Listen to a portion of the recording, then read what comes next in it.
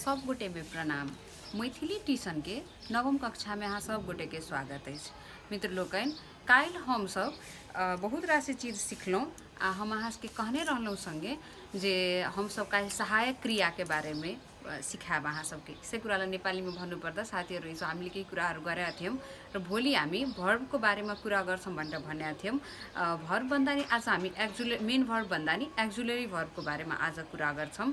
So आज को class यदि लिइराख्नु भएको छ भने तपाई फर्स्टमा कपी पेन लिएर बस्नुस् र एउटा टेबल क्रिएट गर्नुस् आफ्नो कपीमा।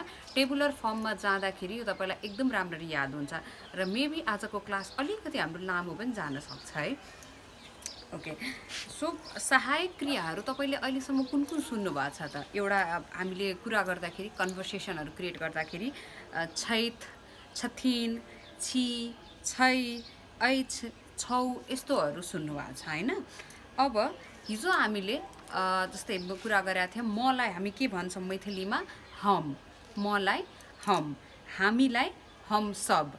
तपाईहरु हामीले इंग्लिशमा पनि टेन्स पढ्दाखेरि अथवा नेपालीमा कालको बारेमा पढ्दाखेरि हामीले तीनटा कालहरू पढेका थियौं।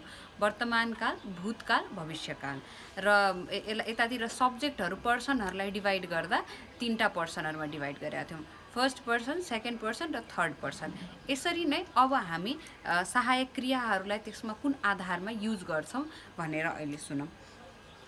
म र हामी, म र हामी फर्स्ट पर्सनहरु जुन छन् उहाँहरुको लागि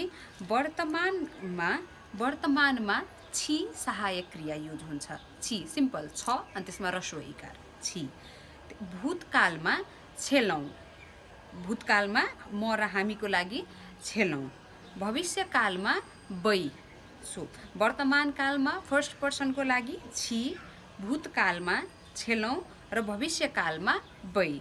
अब यसको केही उदाहरणहरू लिँदाखेरि जस्तै हम सुतल छी, यो वर्तमान काल हो। म सुतिरा छु, हम सुतल छी। भूतकालमा यही कुरालाई भन्नु पर्दा हम सुतल छेलौं, म सुतिरा थिएँ, म सुत्या थिएँ, हम सुतल छेलौं। भविष्यकालमा हम सुत्बै, भने म सुत्छु, म सुत्ने छु हो, हम सुत्बै। सो अब छी, छेलौं र बै यो भनेको फर्स्ट पर्सनहरु म र हामी। मैथिलीमा यसलाई हम र हम सब। यसको लागि हामी जुन सहायक क्रिया युज गर्छौं त्यो हो। त्यसपछि सेकेन्ड पर्सनहरुमा यु आउँछ। युमा फर्स्टमा त्यो जस्तै हामी आफूभन्दा सानोलाई तु भनेका थियौं, तिमीलाई जस्तै तु भनेर भनेका थियौं हैन। अनि आहा पनि युज हुन्छ यसको लागि हैन। सो तु अब यसमा सेकेन्ड पर्सनहरुको लागि युज हुने सहायक क्रियाहरू यो हो। वर्तमानमा छिही, भूतमा छेलही, वर्तमानमा छिही, भूतमा छेलही र भविष्यकालमा बिही। जस्तै वर्तमान कालमा तु सुतल छिही, तिमी सुतिरा छौ अथवा त सुत्या छसलाई तु सुतल छिही। भूतकालमा यही कुरालाई तु सुतल छेलही। भविष्यकालमा तु सुतबिही अथवा तु खेबिही, तु जेबिही। सो वर्तमान कालमा छिही, भूतमा छेलही र भविष्यकालमा बिही। यो सेकेन्ड पर्सनको लागि हामी युज गर्छौं। थर्ड पर्सनहरुमा हामीले हिजो के गरेका थियौं?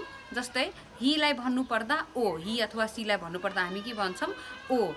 अनि ओ यो यस्तो थर्ड पर्सनहरुको लागि हामी युज गर्ने सहायक क्रियाहरू यो हो। वर्तमान कालमा छै, भूतकालमा छेलै र भविष्यकालमा तै। छै, छेलै र तै। जस्तै ओ सुतल छै, ओ सुतल छै। ओ यो वर्तमान भयो, ओ सुतल छै। भूतकालमा ओ सुतल छेलै, भविष्यकालमा ओ सुत्तै।